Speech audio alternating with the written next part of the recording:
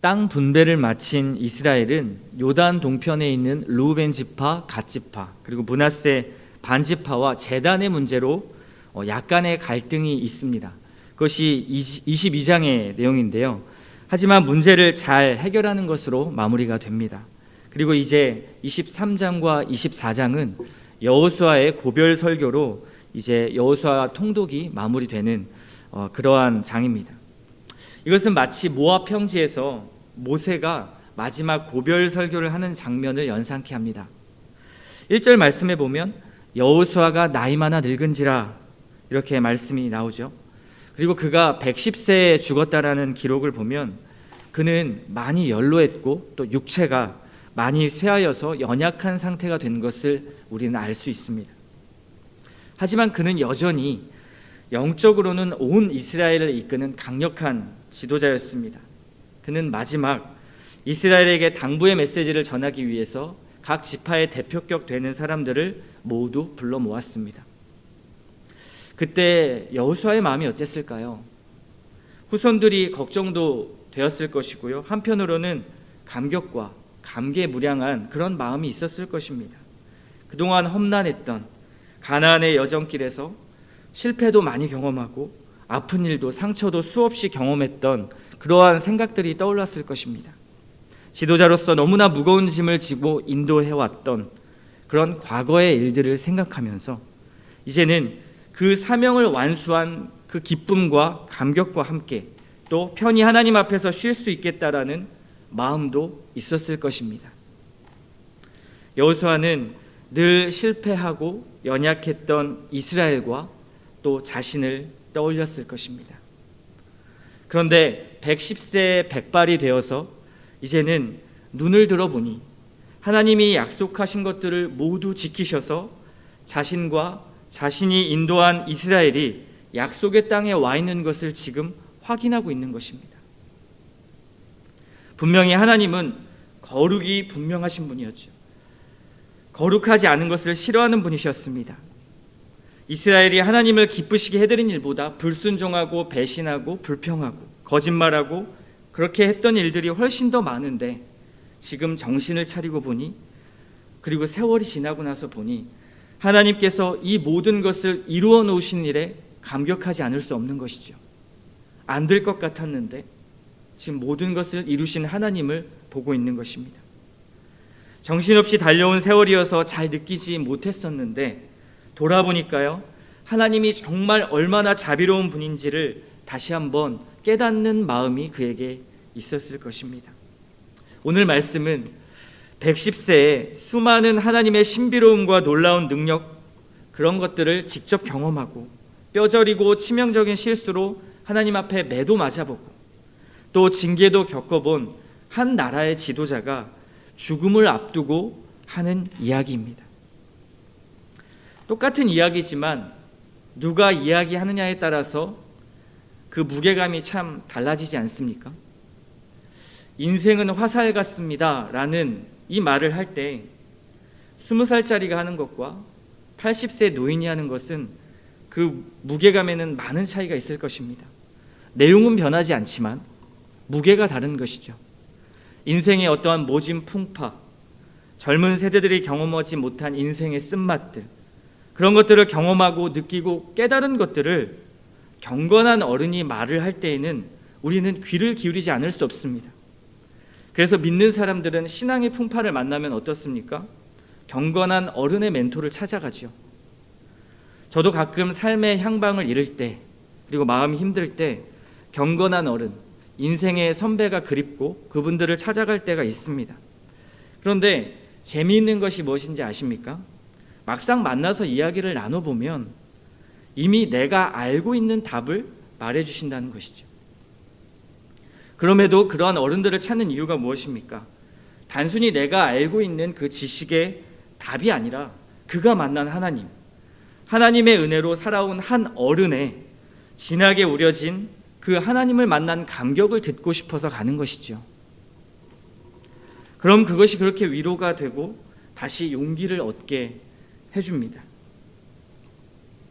오늘 가장 밑바닥부터 가장 행복한 자리까지 경험했던 백발의 노인, 그의 말을 통해 지금 나를 돌아보며 위로받고 다시 용기를 얻을 수 있는 그럴 만한 신앙의 선배이자 멘토, 하나님 앞에 이제 곧 본향으로 부름을 받게 될 110세의 경건한 어른의 마지막 메시지를 오늘 말씀을 통해 우리는 들어볼 것입니다. 그러니 우리는 귀를 기울이지 않을 수가 없습니다. 오늘 말씀 3절 말씀을 한번 보십시오. 너희의 하나님 여호와께서 너희를 위하여 이 모든 나라에 행하신 일을 너희가 다 보았거니와 너희의 하나님 여호와 그는 너희를 위하여 싸우신 이니라. 여기서 주목해 볼 것은요, 너희의 하나님이란 표현, 그리고 너희를 위하여라는 표현입니다.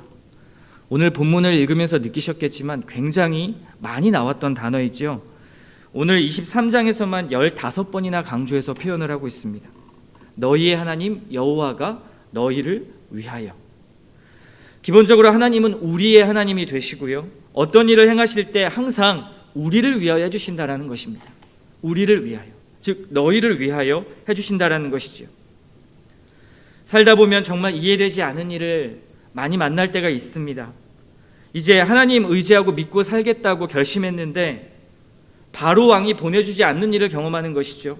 광야로 나왔는데 물이 없고 먹을 것이 없는 것을 경험하는 것입니다. 그때 우리는 불평하죠. 하나님은 어떤 분이십니까? 생각하지 않을 수 없습니다. 그분을 의지하기보다는 그 순간 나 중심적으로, 그리고 상황 중심적으로 모든 일을 평가하지요. 그런데 오늘 말씀을 보십시오. 하나님은 항상 그 모든 순간에도 너희의 하나님께서 너희를 위하여 일하고 계신다고 지금 여호수아가 말하고 있습니다. 하나님은 늘 보이지 않는 손으로 우리를 위하여 일하고 계시죠. 다만 우리가 보지 못하는 것뿐입니다. 하나님은 쉼없이 보이지 않는 손으로 일하고 계십니다. 아파서 신음할 때도, 우리가 고통 속에서 번민할 때도, 물이 없어서 죽을 것 같을 때도 하나님은 가만히 계시지 않았던 것입니다. 이것을 깨닫는 것이 은혜이죠. 이것을 깨닫는 것이 신앙입니다. 여호수아는 이렇게 너희의 하나님 여호와가 너희를 위하여 하신 이 은혜를 기억하라고 말하고 있습니다. 그렇게 유언하고 있습니다. 어떤 은혜입니까? 3절 끝에 말씀 보십시오. 그는 너희를 위하여 싸우신 이니라.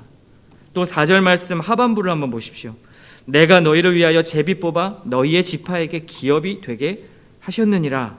또 5절입니다. 너희가 그 땅을 차지할 것이라.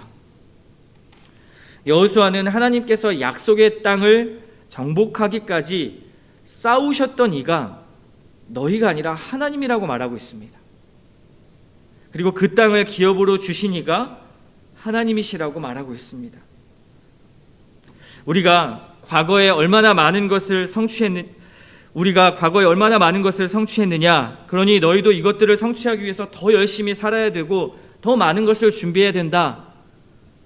지금 여호수아는 이렇게 말하지 않습니다. 삶의 전술이나 방향을 말해주지 않는 것이죠.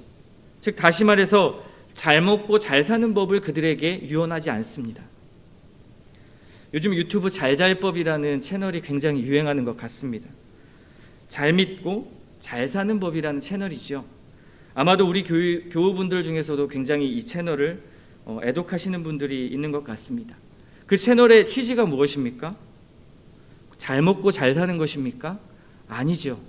그것이 아닙니다. 여호수아도 말합니다.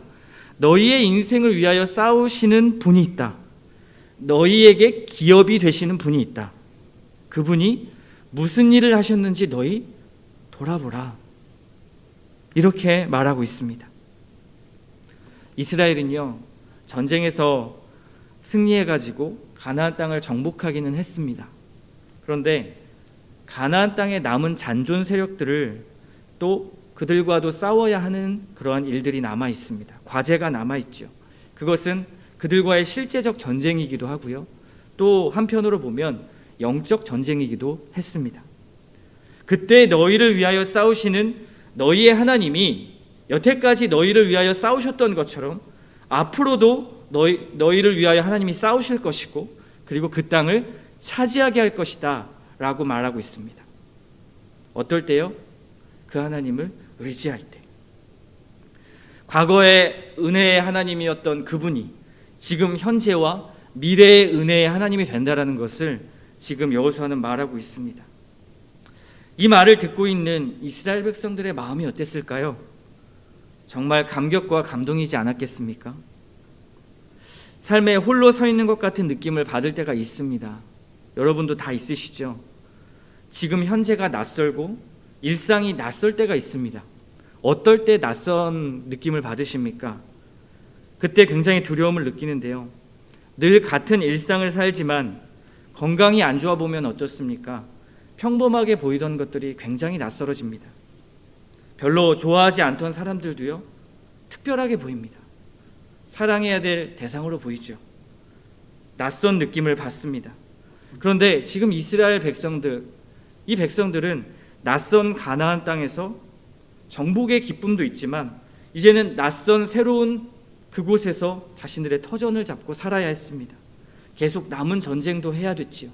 그들의 마음은 두려움과 불안으로 가득해 있었을 것입니다. 여태까지 하나님이 인도하셨지만 또 다른 낯선 경험들을 하고 있는 것이죠. 그들은 가나안 주민들과도 구별되어야 했습니다. 늘 하나님의 손길을 바라면서 인생을 다시 개척해야 하는 그러한 자리에 있었던 것입니다. 그 두려움 앞에서 지금 여호수아가 말합니다. 너희의 하나님이 여태까지 너희를 위해 싸워주셨듯이 앞으로도 너희를 위해 싸워주실 거야. 이것보다 더 큰 위로가 있겠습니까? 여호수아는 이렇게 하나님의 은혜를 말하고 나서 이제 6절에 말합니다. 그러므로라는 접속사로 시작되죠. 신약에서 사도 바울이 서신서를 쓰는 패턴이 이렇습니다. 늘 그의 편지를 보면 전반부에는 하나님의 은혜, 예수 그리스도의 은혜를 쭉 이야기합니다. 그리고 나서 그 뒤에는 그러므로라는 접속사로 시작이 되죠. 그러면서 그러므로 너희는 이렇게 순종하며 이렇게 살아야 한다. 여기에 이 패턴의 여러분 특징을 잘 생각해 보십시오. 늘 하나님의 은혜 뒤에 오는 것이 행함입니다. 먼저 행하라고 말하지 않죠. 늘 하나님의 은혜, 그리스도께서 우리에게 베풀어 주신 은혜를 먼저 말하는 것입니다. 왜냐하면 은혜가 있어야 순종이 가능한 것이기 때문에 그렇습니다. 그러니까요, 여러분 순종이 안 되십니까? 그러면 내 안에 은혜가 있는지를 체크해 보십시오. 내 안에 그리스도의 사랑이 있는지를 체크해 보십시오. 그렇다면 내가 순종하지 못하는 이유가 자연스럽게 알 수 있게 됩니다. 물론 우리의 인생 가운데 부지불식간에 하는 불순종도 있습니다. 우리의 본성이 죄인이니까요. 그런데 우리는 우리의 마음을 잘 알고 있습니다. 늘 의도를 지닌 불순종을 할 때가 많은 것이죠. 여호수아는 이 순종이 무엇을 의미하는지를 자세하게 말해주고 있습니다. 6절의 말씀 보십시오. 율법을 지켜 행하고 7절과 12절에는 가나안 민족과 통혼하지 말고 그 신들의 이름을 부르지도 말고 절하지도 말라 이렇게 당부합니다. 그러니까 여호수아가 말하는 순종의 의미는 무엇입니까? 율법을 지켜 행하고 말씀을 지켜 행하고 가나안과 통혼하지 말고 그들과 섞이지 말라는 것입니다. 그리고 8절에 중요한 말씀을 하죠. 오직 너희의 하나님 여호와께 가까이 하기를 오늘까지 행한 것 같이 하라. 여기서 가까이 하다라는 이 동사의 원어적 의미가 굉장히 흥미롭습니다. 원래의 원어적 의미는 매달리다, 용접하다라는 뜻이죠. 그런 의미가 있습니다. 그러니까 하나님과 이스라엘의 관계는 매달려 있는 관계, 즉 이스라엘이 하나님께 매달려 있는 관계, 용접해서 떨어뜨릴 수 없는, 딱 붙어있는, 나누어질 수 없는 관계를 말하고 있습니다. 그런 관계가 되어야 된다고 지금 여호수아가 말하고 있는 것이죠. 그런데 반대로 12절에 보면은 여호수아는 이 표현을 써서 가나안 민족과 합하지 말라고 대조해서 말하고 있습니다. 즉 가나안 민족과 용접되지 말라, 가나안 민족과 합해지지 말라, 하나님과 합하고 하나님 앞에 매달려라 라는 지금 여호수아의 조언인 것입니다. 우리가 합해져야 할 것은 세상이 아니라요, 바로 하나님인 것을 믿으시기 바랍니다. 여호수아는 지금 이걸 말하고 있습니다. 여러분은 무엇과 합하여 있습니까? 그리고 여호수아의 고별 설교를 통틀어서 가장 핵심적인 권면이요 11절 말씀에 나오고 있습니다. 그러므로 스스로 조심하여 너희의 하나님 여호와를 사랑하라. 너희의 여호와 하나님 여호와를 사랑하라. 사실 이 모든 권면은요, 이 모든 충고는 주님과 사랑할 때 가능한 것입니다. 그 사랑은 하나님이 나를 위하여 싸우신 일을 깨닫는 것에서부터 시작하고요, 하나님이 나를 얼마나 사랑하시는지를 인격적으로 느낄 때 발생합니다. 사랑은 혼자 하는 것이 아니죠. 인격적으로 사람과 사람 대면해서 하는 것입니다. 사랑의 대상이 있어야 하는 것이죠. 여호수아는 하나님의 사랑이 얼마나 큰지를 지금 그들에게 말해 주었습니다. 그리고 앞으로도 그 사랑은 여전히 지속될 것이라고 말하고 있습니다. 그런데 그 사랑이 하나님의 일방적 사랑이 아니라 함께하는 사랑이 되라고 말하고 있습니다. 그 사랑에 반응하라는 것이죠. 하나님의 짝사랑이 아니라 너희도 그 사랑에 반응해야 된다라고 지금 여호수아는 말하고 있습니다. 여호수아는 죽음을 앞두고 지금 유언을 하고 있습니다. 그리고 그가 강조하는 단어들은 이것이죠. 하나님, 은혜, 순종, 그리고 사랑입니다. 이 말을 연결하면 이렇습니다. 너희를 위하여 베푸신 그 하나님의 은혜를 돌아보라. 지금까지 많이 실패하고 너희가 불순종도 했지만 하나님은 신실하셔서 너희를 너무도 사랑하셔서 너희를 위하여 끝까지 싸우셨지 않니? 너희를 위하여 주신 그 사랑의 표현인 그분의 말씀을 너희의 삶 속에서 가슴에 새기렴. 하나님의 사랑을 알고 그 위대한 하나님과 따뜻한 사랑을 경험해 보렴. 그 사랑은 너희의 모든 것을 책임질 거란다. 그것이 너희 인생의 잘잘법이 될 것이란다.